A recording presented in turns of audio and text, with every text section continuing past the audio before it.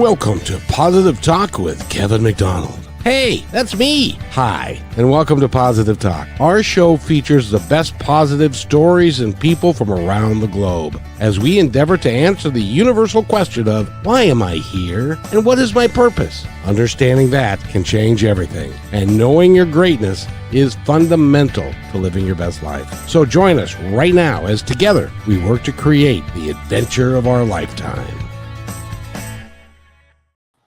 And I want to paint a picture for you. It's the top of the ninth. The bases are loaded. You're coming in as a pitcher. And you're scared beyond belief. Then you're worried that you're going to throw a ball, and you do. Then you throw another one. And now you're in deep trouble, and now you're scared to death. Well, our guest today... Our guest today, his name is David Kloser, and he is a closer, if you will, of young men and grown-up people, and to teach them about mindset. He's the mindset mentor, and what he does is he helps you to get through, we call it the yips, we call it a bunch of different things, and to being scared to death of failure, and to get through some of that, and so that you can succeed. Because if you're scared you're going to fail, guess what you're going to do? You're going to fail. David, how are you? I'm doing well, but thanks for taking me down memory lane there. I had that exact same thing happen to me as a relief pitcher.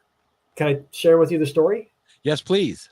I was a relief pitcher, and Kloser is my last name. It's not a stage name. It is my real name with a K, like when you strike somebody out.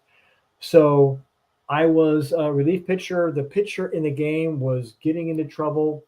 I was told to warm up. He would get out of trouble. I was told to sit back down. Did that a couple of times. Eventually, bottom of the eighth inning, couple runners on base. They bring me in. There's 2 outs. I get out of the inning. Top of the ninth, we go up to bat. We don't score any runs, and we're ahead by 2 runs. We don't score any runs. So bottom of the ninth, I go back out to start the inning. First batter that comes up, he grounds out to second base. Second batter comes up, flies out to center field. Third batter who comes up, I walked him. Batter who came up after him, I walked him. Batter who came up after him, I walked him. Got the first 2 outs and walked the bases loaded. You weren't playing for the Mariners by chance, were you? No. This is in college. Oh. So I'm, on the outside, I've got this exterior of like, sure, no problem. But on the inside, I'm going, what's going on? I want to climb into a hole and just bury myself.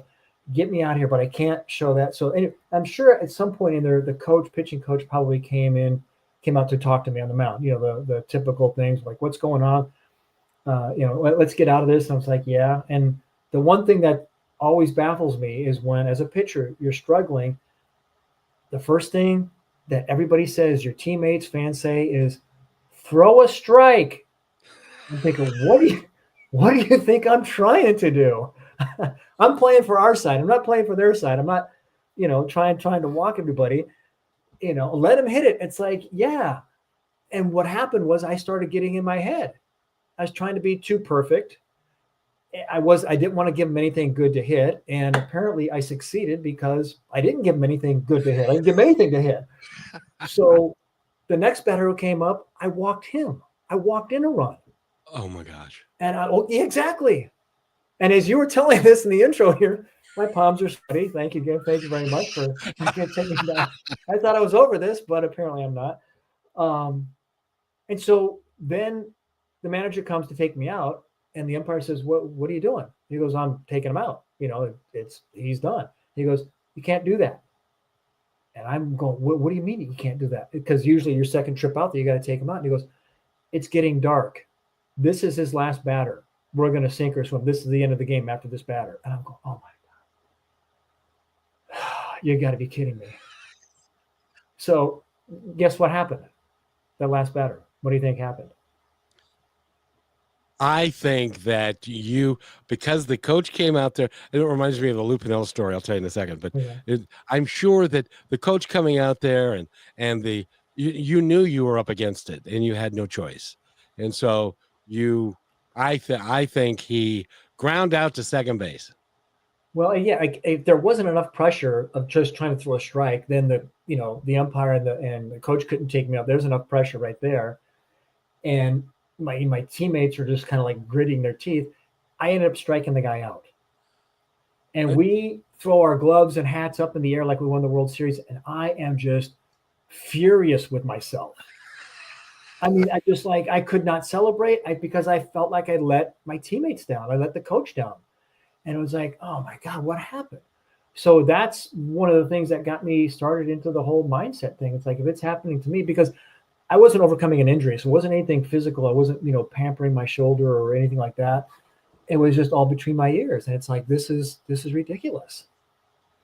Now, I want to tell you a story of my own, because I was the batter that you struck out with, leading by one, and the bases were loaded, and that's what happened. And the count was full, and I was praying for him to throw ball 4.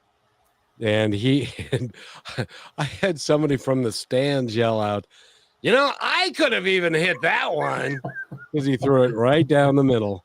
And I just sat there and I looked at it and walked back out to the dugout in shame. Wow. Yeah. So those things happen. First of all, I want to congratulate you, because you work with young people, and you work with a lot of kids. And I imagine that when those kids grow up a little bit and they come back and they see you, they often, I'm sure that they say, David, or Coach, you made me a better player and a better man. You've got a ton of recommendations on your website and stuff from people who said exactly that.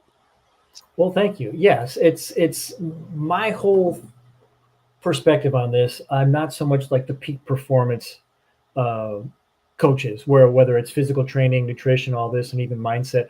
Mine is more holistic, and it goes back to when I say in even t-ball. One of the first mindset or mental game things that your coach would ever say to you is, think about what you're going to do with the ball if it's hit to you before the ball is pitched, so you know ahead of time. So if the ball's hit to me, okay, I know I got to throw it to second base, or I got to throw it to the cutoff. So instead of waiting, the ball's hit to me, it's like, panicking, where do I throw it? And everybody's yelling, and it gets crazy. So that was one of the first things is, okay, what am I going to do? Where am I going to go when the ball's hit to me? What I end up working with people on is, the players know what to do when the ball's hit to them. Majority of the time, they just don't want the ball hit to them, because they don't want to be that guy who makes the mistake, who lets their team down, who lets their coaches down. And that's one of the biggest things that players tell me is like, I don't want to feel like I let my teammates down. I don't want to be yelled at by the coach and feel like, okay, my playing time is going to be in jeopardy. I might not make the team, or feeling like no matter how hard I try or how well I play, I still feel like I'm just not good enough. There's part of me that's something missing. So it's all that mindset, that mental component that limits them. And so I work with them on issues like that, because my tagline is, I work with the person inside the player. And I always say, you were a person before you ever became an athlete. So all those conditions and baggage we all have as a person growing up, just life in general, it seems to show up on the ball field, and whatever the sport is. And I help work through that on the ball field. So it's, again, feeling like I don't want to let my teammates down. I don't want to be that guy. So, and then I help them eventually get to like, how can we take these same principles and apply them off the field? So for example, it would be, how can you be a better teammate to your brother or sister at home? Because you're a teammate on the playing field with your team, you get along for the most part, you work with others. Well, why can't you apply those same principles at home? Or you look at homework like practice, and you can look at a test like a game. Well, I don't like math. I don't like this class. I don't like that class. Well, if it was a team you were playing, like maybe your rival or one of your tougher teams, would you have that same approach? But what if you look at, again, homework like practice and a test like a game? You want to face that team. So if I look at test like a game, all right, let me have a different approach, different mindset towards that, and have more of an attack or a progressive or a proactive approach to it. So it's really kind of shifts the mindset. Just those small little perspective shifts really help and go a long way. They are some of the things, and by the way, I have to tell you, Rochelle, who is traveling today, was not able to be here, but she's actually listening in. She's going to come visit me tomorrow. She's actually in Seattle with her family and stuff. So I'm really excited about getting to spend time with her tomorrow, and she's so excited for this message, and she hopes to see you again soon. I know she's going to see me tomorrow, but and thank you, Rochelle, and she has added so much to this presentation. I just love her to death. But I got it. But mindset. Yeah. The way that you teach it. Well, first of all, I got to go back in time because I was a little leaguer, and then I was a pony leaguer, and then I was a high school player and all that stuff. I was on a bunch of all-star teams. And my dad tried to, well, okay, he was busy working. But some of the coaches that I met and some of the things that they taught me were so instrumental in becoming the human that I am today that it is just Absolutely. remarkable the effect that a great positive coach can have if mom and dad stay out of it and leave them alone and let the kid do and let the coach do his job. Mm-hmm. That becomes my little league coach. His name was Scotty Reed, and he's passed on now, but he had the most monumental impact on my life, just like you're having on all the kids and adults that you work with, because mindset is a thing that is relatively new, isn't it? I don't remember coaches talking about it 30 years ago. Yeah, it's started to come around. Before there was a bit of a stigma to it. It's like, you're the flake. There, you've got something going on. Elevator doesn't hit the top floor for whatever reason, or you're afraid. And back then it was really, it seemed like two emotions that were acceptable: aggression, being mad, being angry, as a young boy or as a young man, and celebration. But only you could celebrate after the game. So you couldn't cry, you couldn't show any weakness.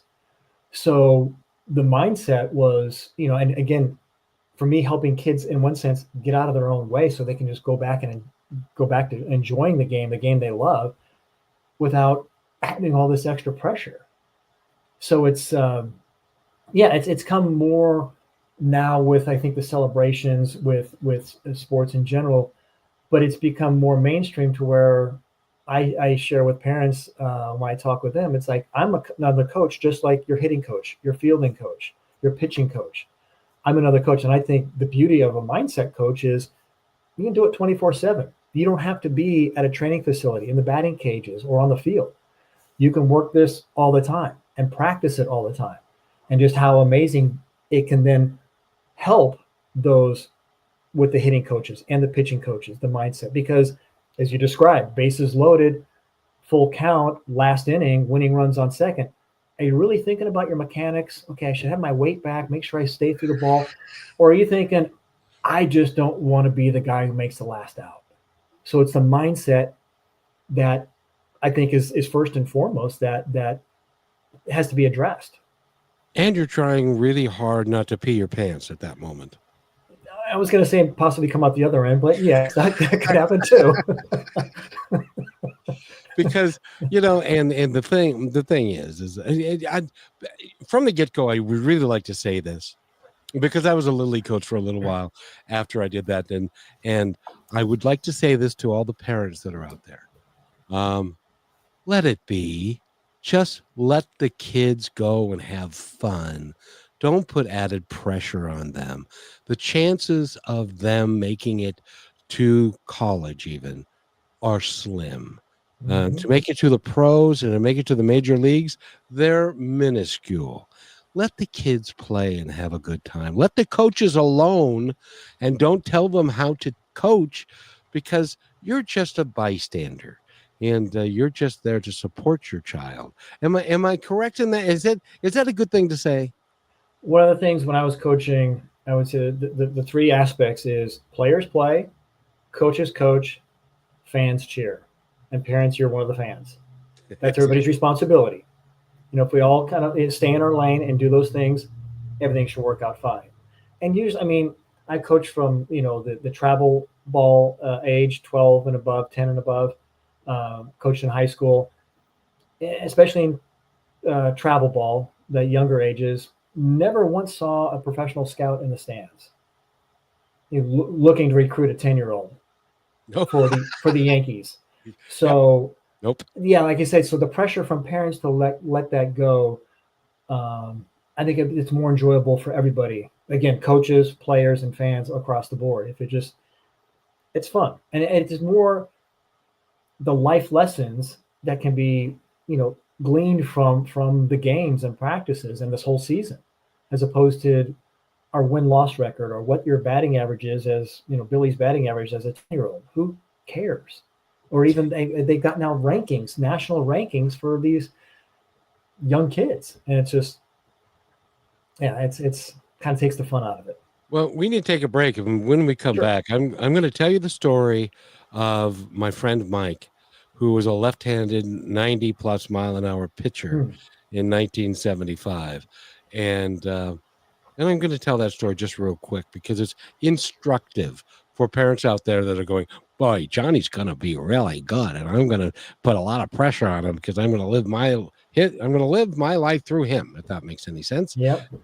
And we will be right back. At 67 years young, I never thought I'd feel this good again. But thanks to Purium's Ultimate Transformation Lifestyle, to date, I've lost 37 pounds and gained energy, confidence, and a whole new outlook on life. This isn't a diet. Purium is a complete lifestyle change, giving me all the natural, organic, nutrition-packed superfoods that fuel my body, crush my cravings, and help me burn fat naturally without starving myself. No gimmicks, no guesswork, just a simple, proven system that works. Superfood shakes, detox support, and real results. If I can do this at 67, imagine what you can do. It's your time to feel better, look better, and live better with Purium. Let's do it now, and let's do it together. Go to www.positivetalkradio.net and click on the Transform You to get started. That's positivetalkradio.net. Transform You. And welcome back to Positive Talk with Kevin McDonald. Brachelle's taking the day off, and I want to make sure that everybody knows that David Kloser is our guest today.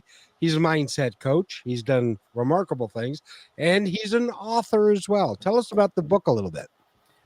The book is called Stepping Up to the Plate. It is, again, going back for me teaching not only the mindset for baseball, but more the bigger picture life lessons, what you can learn on the ball field, how it can help you off the field. And it started when I was coaching at a camp, and I wanted to give the kids homework. It was right before they went back to school.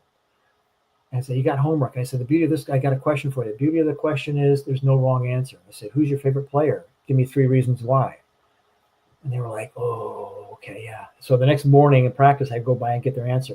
The next day after practice or the camp, I said, we got homework again. Who's your least favorite player? And tell me 3 reasons why. And they're like, oh, okay. Next morning, I got their answer. And then it was interesting. The next day, towards the end of practice, they're going, Coach, do we get homework again? Do we get homework? And this 2 days earlier, they're thinking, oh, come on, this is the last bits of summer. I don't want to have any school. So anyway, what I found out, their favorite player was usually about statistics, things like that, but their least favorite player was about their character traits. Yep. And it was interesting. And so it got me thinking, when I was a kid, I wanted to be a major league ball player. I emulated the ball players. I did their batting stance or their pitching style, or even more their uniform number. So I'm thinking, if kids look up to the ball players to emulate that, what about if they were to emulate their mindset? How do they handle it when they make an error in front of thousands, give up a crucial home run in front of a big crowd or what have you, and not have that carry over to the next game? So I decided, you know what? I'm going to go out and interview all these Major League Baseball players. So I wrote a book. I interviewed over 300 Major League Baseball players, coaches, managers, Hall of Fame players about, in a nutshell, how they prepare for success, how they handle adversity. And it's more, again, the life lessons. If you open up a page and it would have nothing to do, in a sense, with baseball, like how to hit more home runs or steal bases, but more of that life lesson of like what it takes to be a good teammate. Hustle and doesn't take any talent, just as long as you're given a great effort. So things like that. So the name of the book is called Stepping Up to the Plate. Guys like Alex Rodriguez, David Ortiz, Randy Johnson, Greg Maddux, Chipper Jones, Bob Feller, some old guys, players who have passed away.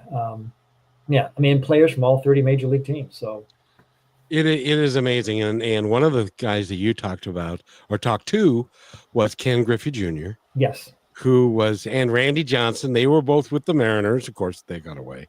And Alex Rodriguez. Yeah, and Alex and stuff. And they had, Ken Griffey Jr. was the most gifted athlete I ever saw in person. Mm-hmm. And I saw Willie Mays in person. Now, he was older then, but I go back a ways. But he was an amazing athlete. And he also was a kid. Mm-hmm. He loved the kid part of the game, and he was always smiling in the dugout with his hat turned backwards. And he was the first one to do that, by the way. And stuff like that. So that is a wonderful idea and a wonderful book that you've written, and the reviews are really outstanding for it. Thank you. Yeah, I got like Tim Kirchin from ESPN. He did gave a testimonial on it as well. Yes, and we think these people are different than us, but they're not. They're just people. They just have a different mindset in that they, a lot of them are physically gifted, but if you don't have the right mindset, I was talking about my friend Mike, who was on my high school baseball team. He was in the mid or low 90s, and at that time, that was really a hard thrower. And he was drafted by the San Diego Padres, the first round of the first draft of the entire draft. So he was the first pick, and he never made it to the major leagues because he had an injury, and then he had another injury. Well, you know how it goes. Yeah. And so play the game for the fun of it and for the love of it. And parents, leave your kids alone and let them have fun with it. Can I give a quick mindset tip right now? Yes, please. That goes right along with that.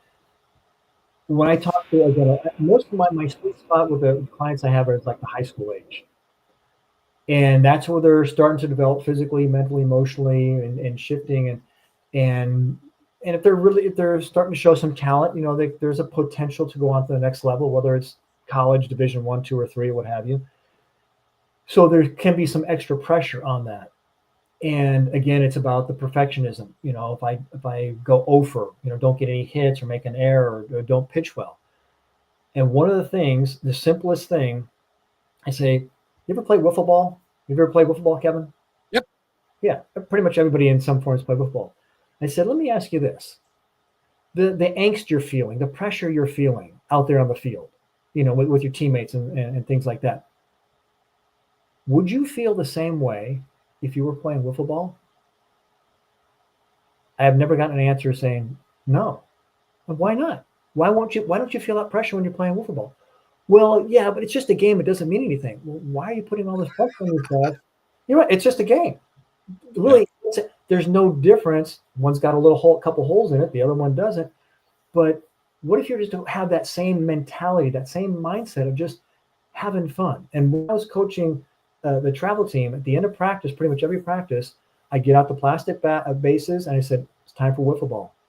And no matter how tired and drained the players were, their energy went through the roof.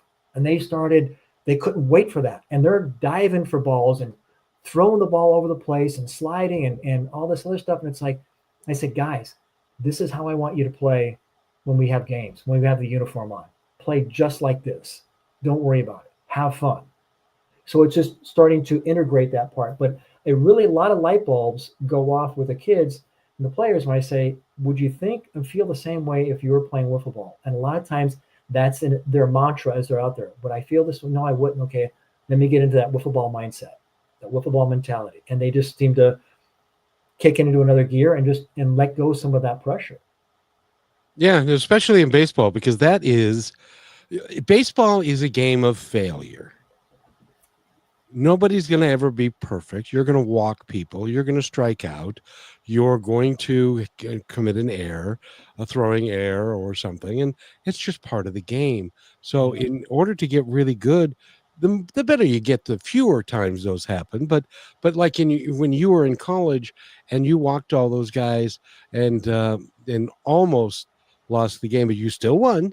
But you still had your mindset was of anger towards yourself rather than I got it done. Yeah, I was beating myself up. Yeah. I wish I had me way back then. Yeah. You know? Yeah, but then we won't have you today. And what you're doing for kids and actually what I found, and can tell me if this is in your experience as being a coach and a mentor, is that what ends up happening is you're talking about baseball or football, which was a major game that I played, but it really is a microcosm of life. Mm-hmm. Yeah, and you're absolutely. teaching people life skills that go way beyond the baseball diamond or the football field, because you're teaching them how to be good humans too. Absolutely. Yeah. I mean, to me, baseball is the ultimate game. There's times when you got to perform on your own. You're in the batter's box. Nobody can hit for you. And there's other times when I got to rely on other people. If I throw the ball, somebody's got to catch it. So it's ultimately, the whole give and take of life and the ebbs and flows of it. And it's like you said, it's a game of failure, and it's not if you fail, but when you fail. And I say it again, high school kids, it's like the college scouts, college coaches, they know you're going to fail. They just want to see how you're going to respond to it. How are you going to handle yourself? Are you going to be able to be a leader and be a leader of yourself and turn the page and move on from the error, or you're going to let that take you downhill and not be any good to the team, your teammates, or the game? So it's really taking that personal responsibility. Exactly. And this translates to everything that you do in life, be it if you are working as an assistant manager and you have a mindset that you're going to be the next general manager that is promoted, then there are things that you can do to generate that enthusiasm for yourself and to do everything on a daily basis and to have the mindset. And mindset is everything. In all phases of life, and it's important for people to recognize that. So what are some of the things that you do with your kids, and tell us some more stories that can promote their mindset of positivity and doing the best that they can and not beating themselves up? That's pointless. Yeah, I mean, I say you're already thinking, you're already doing, so you don't have to reinvent the wheel.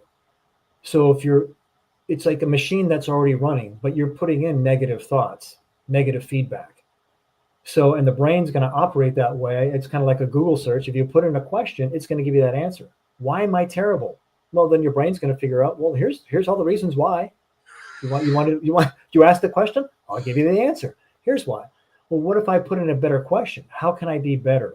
What do I need to do to improve? So I put that into the machine and let that run its cycle, and then see what comes up from that, or put in more positive thoughts, or, like the power of yet. I'm not a good player yet. Okay. I'm moving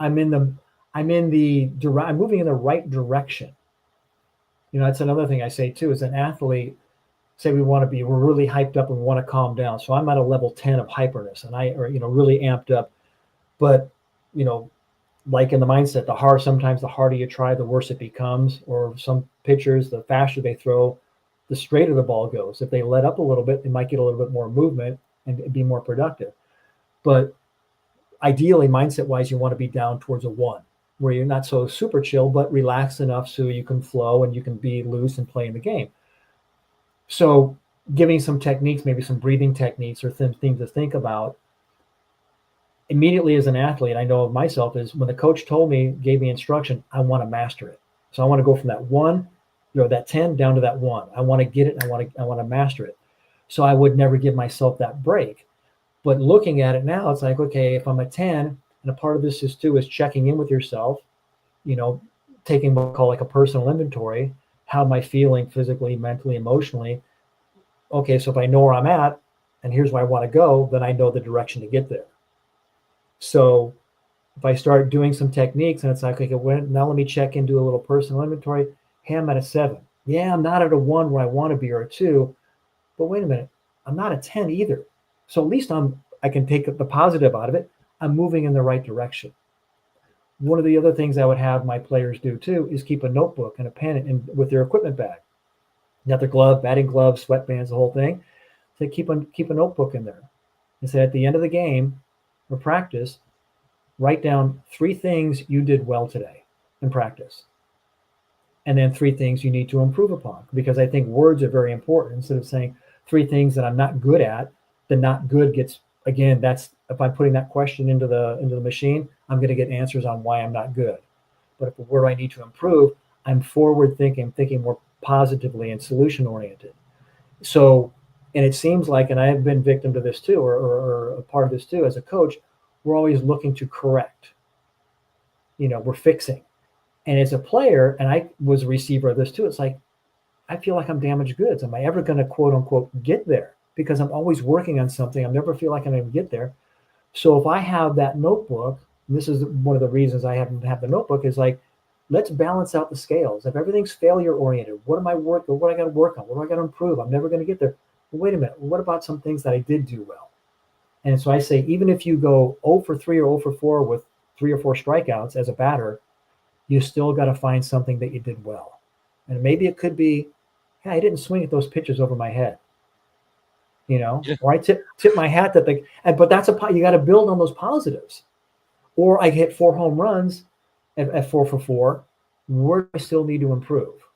Maybe I need to be a little bit more attentive with my teammates. Maybe pick them up, bring their glove and hat out to the field after the end of the inning, things like that. So there's always, you're moving forward.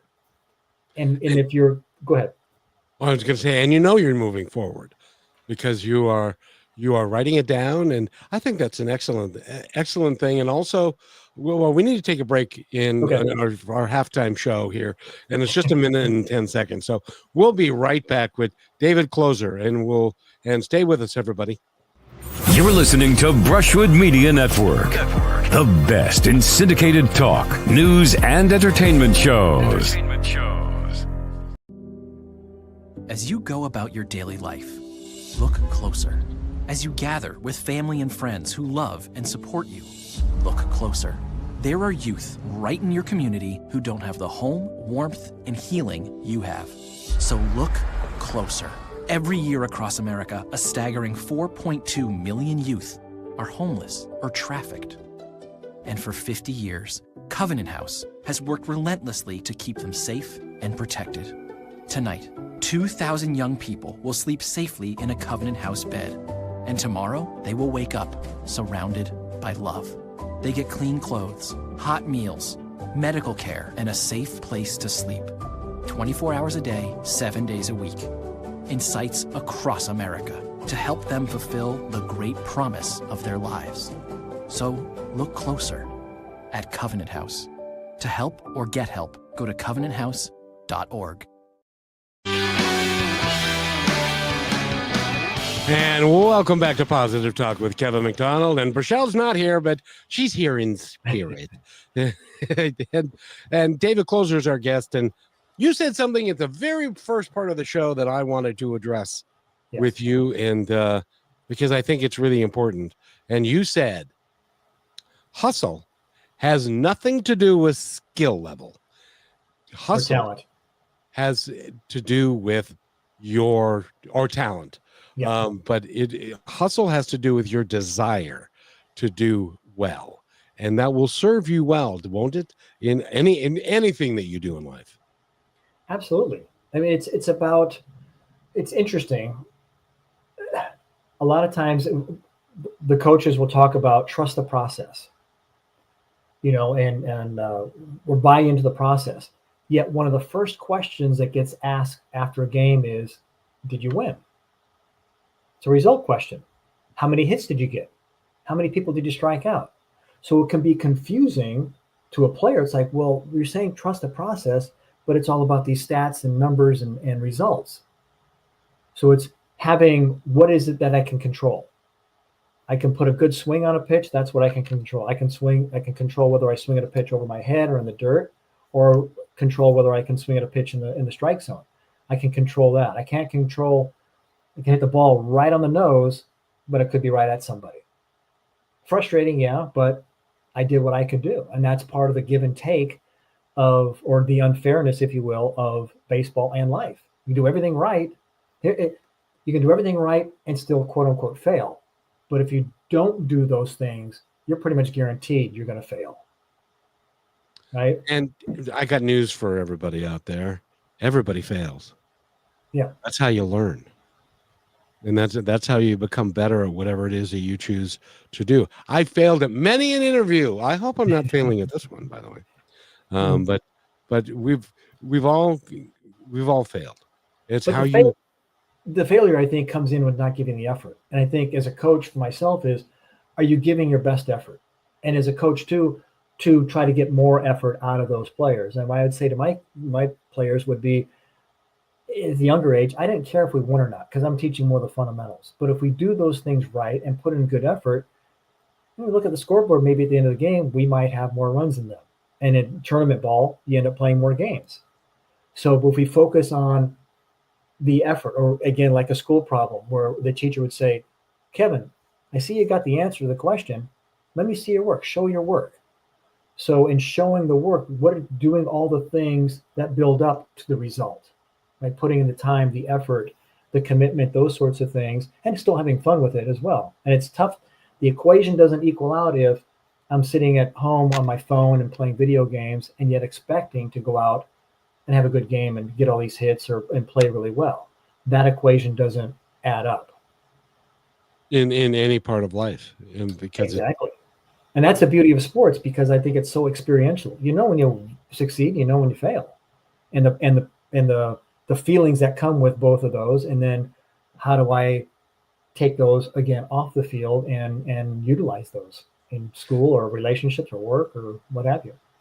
And I enjoy the camaraderie of football and also the teamwork associated with football, because there's 11 guys. Mm-hmm. And if somebody isn't carrying their weight, or they're not doing well, or they're not very good, or they're getting beat all the time, then you're not going to do well as a team. It's the more of the ultimate team sport. And baseball has got team sport in it. It's also got that individual stuff, which is I hated some of that. But I would like your opinion about this. Yes. Because I had good games and I had bad games. I had games where I was a catcher, and had games where I was the best player on my team and was getting hits and stuff. And I realized at one point that when I stopped worrying about going up, am I going to get a hit? Am I not? What am I going to do? If I stopped worrying about that and just said, this is fun. I'm going to swing at a good pitch, and whatever happens, and I'm going to enjoy it. I always did better when I had that mindset, rather than there's 150 people in the stands and I've got a full count, and I'm scared because this pitcher's liable to throw another strike, and then I'm going to be out, and then I'm going to be sad, and everybody's going to yell at me. Well, and that right there, it's interesting. Use that for example, Kevin. I'll ask you. Do you think your batting average or your chances of getting hits are better if you swing at pitches inside the strike zone or outside the strike zone? Inside the strike zone, of course. So you wouldn't want to offer, I mean, sometimes we get fooled. You wouldn't want to offer or swing at a pitch outside the strike zone, correct? Because it's like your chance of getting. So what I call thoughts outside the strike zone, why would you want to entertain thoughts that are outside the strike zone? Thoughts being, who's in the stands? What's my batting average? Well, what's the coach going to think? So, and I'm guilty of this too. So I got it. So I spotted, I got it. It's hard to play the game as the pitcher's pitching the ball and I'm thinking those thoughts, and I'm not simplifying of just saying see ball, hit ball. because I'm thinking about my average or where I might drop in the batting order, or am I going to let a teammate down, or that's the winning run, or that's thoughts outside the strike zone, which are not going to help you. That takes skill and effort to learn that process, doesn't it? Yes and no. I can ask you the same question now. Would you be thinking about who's in the stands, your batting average, your strike zone, if you were playing wiffle ball? No, because number one, there wouldn't be anybody in the stands. Number two, I don't particularly care. It's just a game. Exactly. So if we can just flip that, or just again make alterations in that, just pretend you're in the backyard or out in the street or whatever playing wiffle ball, because that's your focus. If your focus is the macro on the outside, well, that's where your energy is going to be. It's going to be split and divided. It's interesting. Here, I'll give you a quick story. Jamie Moyer. That was great. Great pitcher. Yeah, interviewed him for my book. And one of the questions I asked him, I said, how do you deal with teasing and heckling?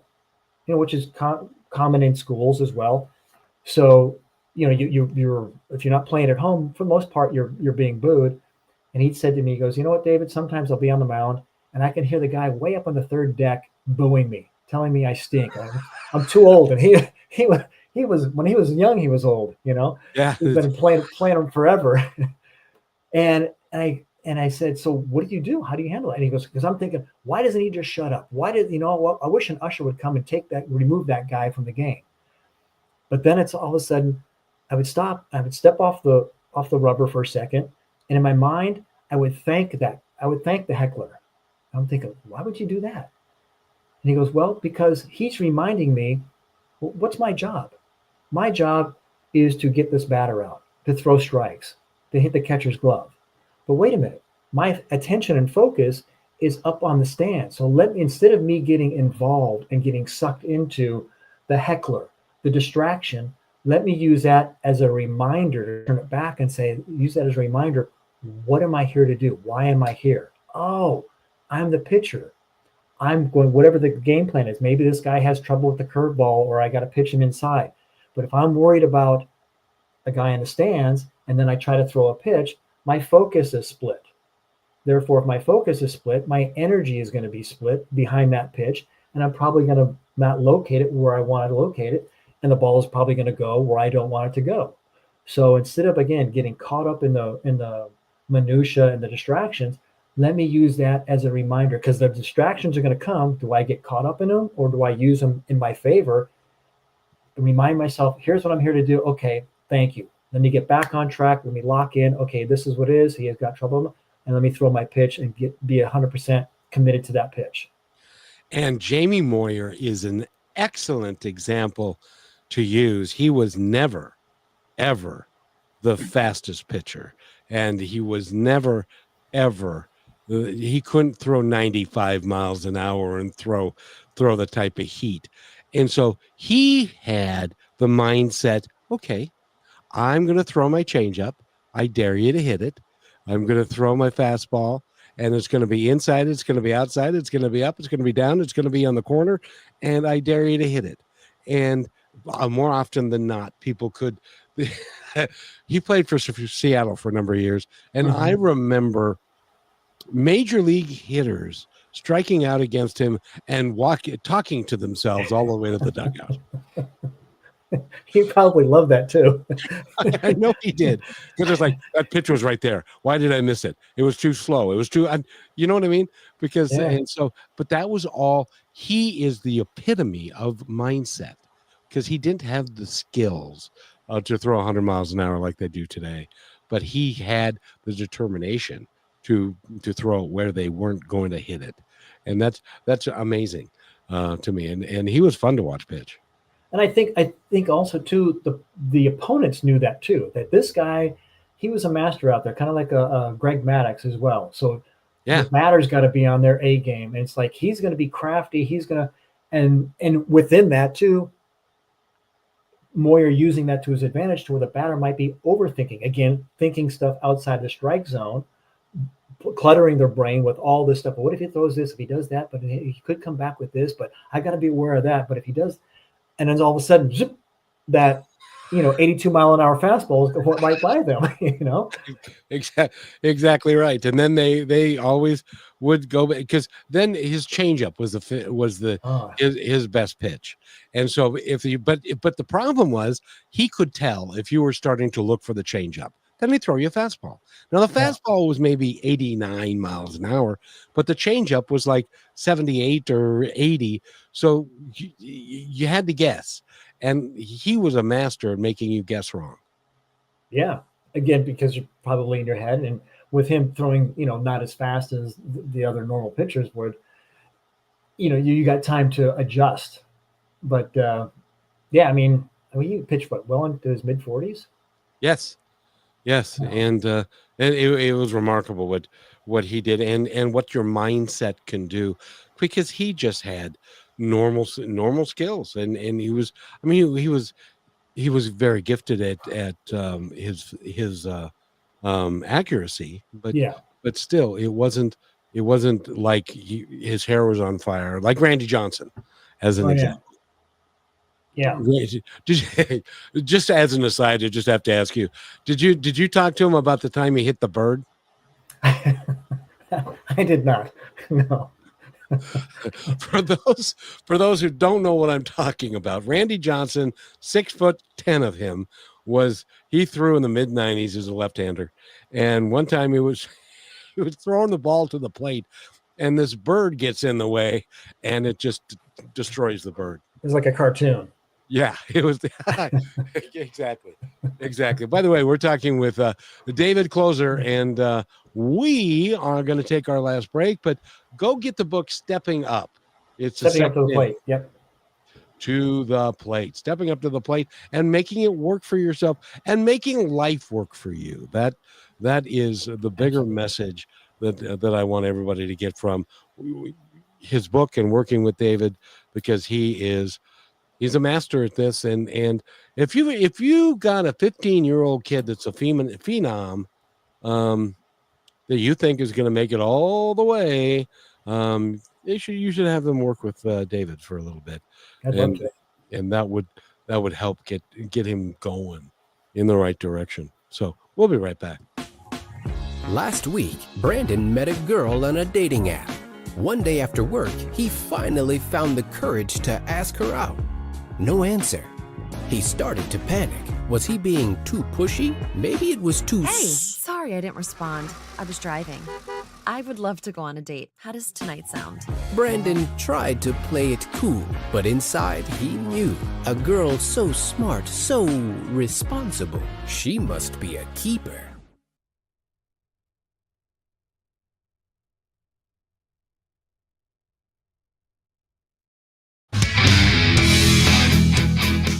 And welcome back to Positive Talk with Kevin McDonald, and David Kloser is here. Do you remember Dave Niehaus? He's a sports writer? He's sportscaster. Okay. He was the Seattle Seahawks or Seattle Mariners, the voice of the Mariners for many, many years. And I was just thinking in my head, fly away. That was his deal and stuff. But David is a coach, and he works with kids. He works with adults. He can help you with your mindset. He's a mindset mentor that'll help you in so many ways. If somebody wants to work with you and get a hold of you, how do they do that most efficiently? Most efficiently, I can put in the chat. I don't know if that would show up my Calendly schedule to schedule a call, or email me. My email is D like David, P like Peter, my last name Kloser, Kloser, DP Kloser @gmail.com. Perfect. And you can always go to his website, which is davidkloser.com. Yep. And learn all about him and stuff. When I was 14, my parents let me go to a baseball camp. That was the best time of my life. I really enjoyed doing that for that week. And I won Mr. Hustle. So there you go. And I still have that little plaque to this day. I tried to give it to my son as a way of saying, see, this is what your dad did, and now I bequeath this to you. He gave it back. That's one of the things I noticed too. You look at all these baseball camps. There's baseball camp for everything: hitting, fielding, catching, pitching. and a lot of them have a lot of those, or base running. Very rarely have I seen with these baseball camps that have mindset. That makes no sense. Yeah, I'm right there with you. Because everything starts with mindset. I'll just as an example, and then thinking about golf.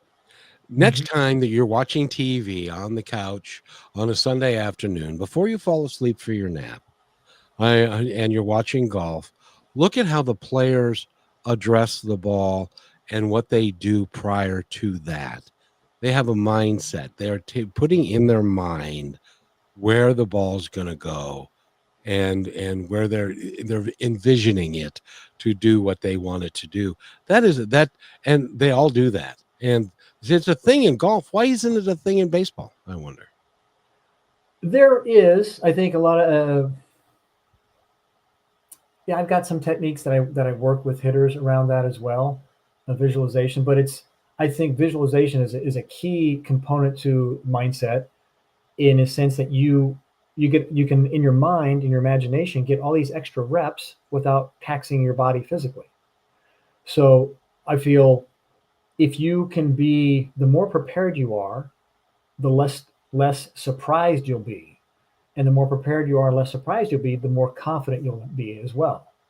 Like they can't throw anything at you because you've got it covered. You look at somebody like, going to football with Bill Belichick and Tom Brady with the Patriots. They knew everything inside and out. Again, however you want to look at how they knew things, but Brady was prepared, going over film, and these guys are going over film, and now in the pros, looking at little tells. Does the pitcher move his wrist when it comes to a curveball, or he keeps his wrist straight? Or I remember a lot of these guys, they'd stick their finger out of their glove. I think it was actually Randy Johnson who would flap his finger when he would throw a slider, and when he didn't, he kept it straight or didn't flap his finger. So batters pick up on that, and that's an extra little tip. But that's a mindset thing. If you're not paying attention and focused on that, you'll miss the boat. That's right. And we can learn so much. Sports teaches us so much about life. Yeah. I remember one of the major moments when I was playing football is, at the end of practice, we run sprints, like 100-yard sprints from goal line to goal line. And we put our hand down on the goal line, and then we run to the other one. We turn around and we put our hand on the goal line. Well, one kid decided that he was going to put his hand 6 inches over the goal line. And the coach noticed it. His name is Jock McLaughlin. And he noticed it, and he spent the next 10 minutes talking about taking shortcuts is not the way that you're going to get ahead in life or in football or in anything, because you can't cheat your way to the top and stuff. So I learned that a long time ago, and it was a big deal for me. And coaches, I value you guys. You guys have done tremendous amounts of work. How many people have come up to you and said, "You used to work with me and you changed my life"? I don't know, countless. And probably, I think, like parenting, you don't hear it as much. All the accolades or the parenting skills that we've all done, we don't. You see it, years later. And that's one of the things I think with my coaching is I'm reinforcing what parents are already saying to the kids with the good values. It's just coming from a different voice. So if say you're that kid, it's like, wow, my teachers are saying, it's all about effort. My parents are talking about effort. Here's another coach talking about it. It's about effort. So I'm like encircled in that. But a lot of times too, I get with kids and young adults is that, or even the parents say, well, my mom and dad, they're my mom and dad. Of course, they're going to tell me I'm great, or it's no big deal, but it's having that extra voice or a different voice, or saying it in baseball speak, if you will. It seems to sink in, and just kind of connecting the dots that don't seem so distant or so obscure, that I help them understand what's happening on the field. And then again, taking that off the field. In that is so good and so true, but there are lots of parents out there, lots of dads that never played baseball or maybe little league and stuff, and so you add a component to that young man's life that he may not be getting at home? Yeah, I mean, again, sports is a great teacher for life. One of the things is just showing up on time, making the commitment to show up on time. And I would say to my players, being on time is not getting to the field. If we have 4 o'clock practice, it's have your shoes on, ready down the foul line, ready to warm up at 4 o'clock. It's being prepared and ready to go, not just showing up. And when I talk to the pro players, on time is late. 15 minutes early is on time, because you don't know what might be happening, traffic, what have you, different things come up. But so it's that mindset too, that again, starts on the athletic field and carries over into life off the field. You got to show up on time to your job. You got to show up on time to your classes. That says a lot. You do. And if you do all that, you can be successful. Yeah. Can I give one more tip? Yep. I know we're coming to the close. One more mindset tip I would share with everybody is to be mindful of your words, the negative words. If I can't do this, or I got to do my homework. Well, that's a chore. That's kind of or I don't want to strike out. Well, what your mind is hearing is strike out. So instead of focusing on the things you don't want, focus on the things that you do want. What is it that you do want to do? Well, I don't want to strike out. Well, what do you want to do? Well, I want to get a hit. Okay. And again, whether you get a hit or not, that's result oriented. How about focusing on putting a good swing on a pitch? Looking for your pitch to hit. Because when you start using those words, or I can't, it never works out, all of a sudden those words turn into what I look for too, and I start sharing with the players is the energy, the body language. Usually that you start to see it, the head goes down, the shoulders go down. And then if the body starts to react that way, your production, your actions are going to be, again, say 70%. If you're at 100%, feeling things are going well, but all of a sudden you're starting to say negative things to yourself or have this negative talk, it's going to start to affect you energetically, and then your actions are going to be reduced. And then all of a sudden you throw that pitch because you're not 100% committed, or you don't think you don't feel good about it, and then you leave it over the plate and the guy hits a home run or hits a double off the fence, and all that does in your mind is reinforce, see, I'm not that good, I shouldn't have done, I don't belong out here. So it becomes a perpetual cycle. And that's why, going back to using words, and I have them do an exercise where if you draw a line down a notebook, piece of paper, on the left-hand side, all the negative things you say to yourself. I'm no good. I suck. I can't do this. And on the right side, the positive antidote to those negative things. So again, it's not going to cure you 100%, but it's like, again, get you on that path to start working towards the thing you want. Okay, I am a good ball player. And it's because what your mind has been doing is gathering evidence on all the things where you failed. Yep. But what if you start putting in positive thoughts, and your mind starts focusing on those positive things? So if you haven't done it, but maybe a teammate has done it, so there is evidence of being successful, and you start to get in that formula, or that rhythm of it. It's like, hey, like when a team starts gaining momentum, it's contagious. So if you start thinking positive thoughts, hey, your teammate's doing this stuff too, it's like, okay, yeah, there's evidence there. And then all of a sudden it starts showing up for you. So it's subtle little shifts. And that can be a challenge for younger kids who are more used to getting things immediately.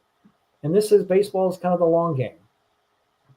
I wish I had more time, because so I wanted to ask you about giving everybody a trophy and stuff like that. We're not going to have time for that. So I want to thank David Kloser. Go to davidkloser.com, and that's Kloser with a K. Yep. And you can find out all about him and get the book. Buy the book there. It says right there, you can buy the book now.